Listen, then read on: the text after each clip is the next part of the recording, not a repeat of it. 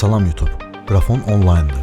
Bizə dəstək olmaq üçün videoları bəyənmək, kanalımıza abunə olmaq, bildirişi aktiv etmək və videoları paylaşmaq kifayətdir.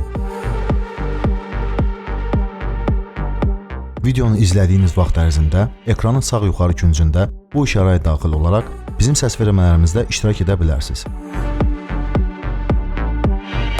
Getdik. Qrafon Bəyaz Diş Stomatoloji Mərkəzlə birlikdə yeni aksiyaya start verir. Qrafon kanalına abunə olan və bu abunəliyi 25 gün saxlayan hər kəs Bəyaz Diş Stomatoloji Mərkəzin xidmətlərinə 10% güzəşt üçün promokod əldə edəcək. Promokodların verilməsi hər ayın 10 gün ərzində həyata keçiriləcək. Aksiyalarımızda iştirak edin. Həftənin texnoloji xəbərlər daycəsinə start verirəm. İlk öncə geymerlər üçün yaxşı xəbərim var.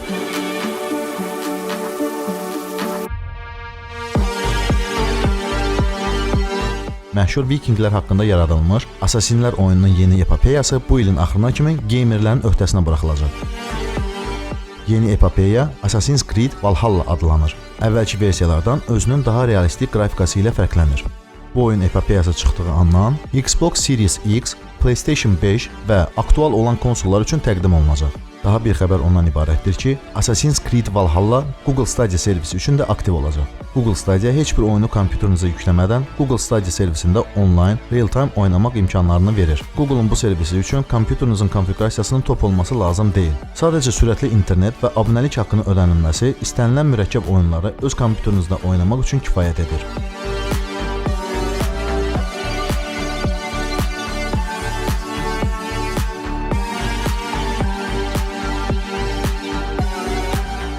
Samsung'un AMD şirkəti ilə birlikdə yeni nəsil Exynos prosesorları üçün video nüvələrinin işlənməsi deyəsən yeni etapa çatıb. Belə ki, benchmark sintetik testlərində yeni Samsung SoC Exynos prosesorlarının nəticələri indinin ən güclü mobil prosesorları olan Snapdragon 865-in göstəricilərini geridə qoyur.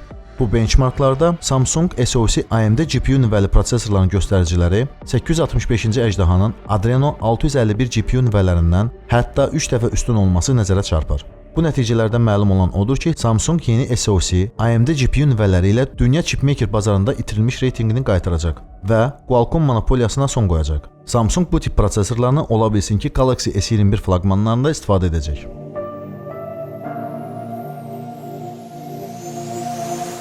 Telegram Messengeri haqqında bir xəbəri sizin nəzərinizə çatdırmaq istərdim. Yaxın vaxtlarda Telegram qorunan qrup zəngləri funksiyasından istifadəyə verəcək. Nəhayət ki, Telegramçılar bu funksiya haqqında düşünməyə başladılar. Deyirəm, görəsən bu proqramistlərin beyni niyə belə slow motion sistemi ilə işləyir? Dünya bazarında axı tək SMS-ləşmək və adi zənglərlə üzdə qalmaq olmaz. Telegram şifrəsinin indiki kiber aləmdə ən üstün olması da deyəsən Telegramın öncül messenger kimi reytingdə qalmasını təmin etmədi. Və alleluya, nəhayət ki, Telegramda mən video zənglər görəcəm. Bununla da WhatsApp Messengerinin ən qorxulu rəqibi nəhayət ki, xodlana biləcək. Siz də bizim Telegramla bağlı səs verməmizdə iştirak edin ki, baxın görüm daha kimlər bu xəbərə mənim kimi sevinir.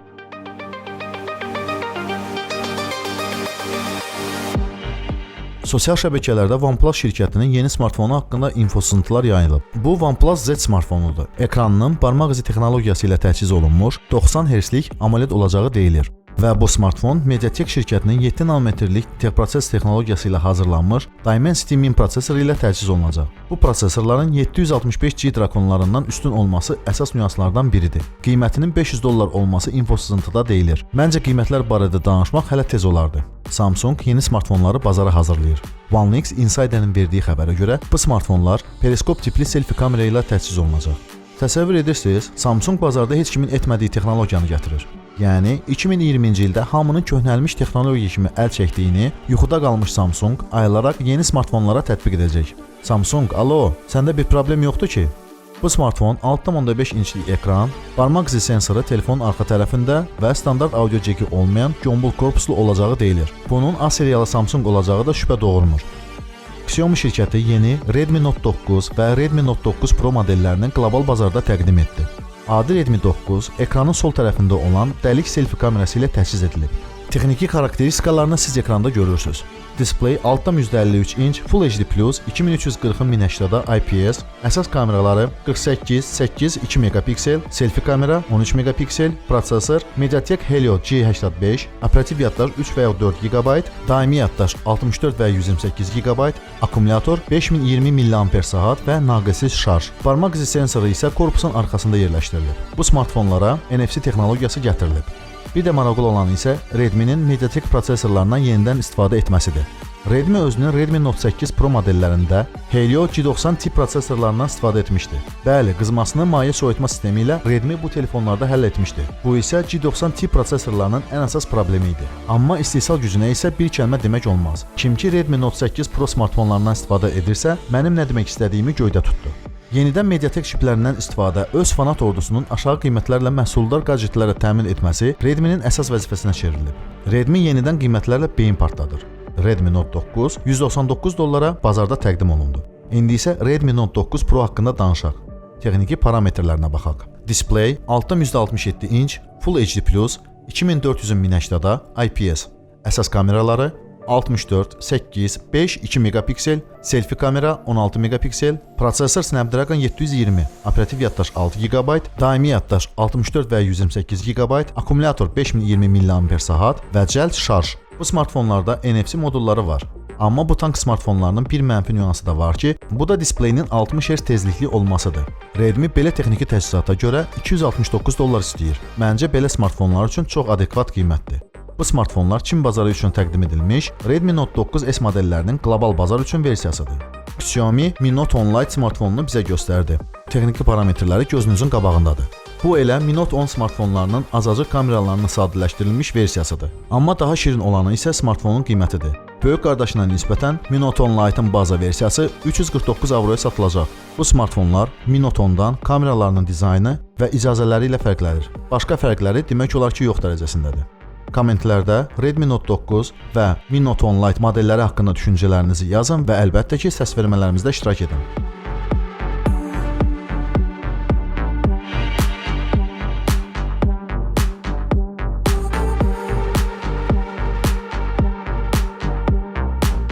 İndi isə iPhone 12-lər haqqında info sızıntılardan danışaq. Daha doğrusu onların qiymətlərindən. Yoxlanılmış insider John Prosser öz Twitter səhifəsində bu il təqdim olunacaq iPhone 12-lərin qiymətlərini paylaşıb. Bu tweetdən görsənən odur ki, Apple 4 tip iPhone-ları təqdim edəcək. 5,4 inçli OLED ekranlı 2 kameralı iPhone 12 5G $649, 6,1 inçli OLED ekranlı 2 kameralı iPhone 12 5G $749, 6,1 inçli OLED ekranlı 3 kamera və lidarlı iPhone 12 Pro 5G $999, 6,7 inçli OLED ekranlı 3 kamera və lidarlı iPhone 12 Pro Max 5G $1099.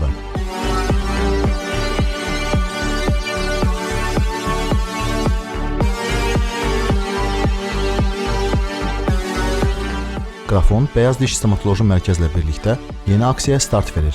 Qrafon kanalına abunə olan və bu abunəliyi 25 gün saxlayan hər kəs Bəyaz Diş Stomatoloji Mərkəzin xidmətlərinə 10%lik güzəşt üçün promokod əldə edəcək. Promokodların verilməsi hər ayın 10 gün ərzində həyata keçiriləcək. Aksiyalarımızda iştirak edin. Kanalımıza abunə olmağı unutmayın. Bildirişləri aktiv edin ki, yeni videolarımızı qaçırmayasınız. YouTube-da olduğumuz üçün sizinlə sağollaşımlar.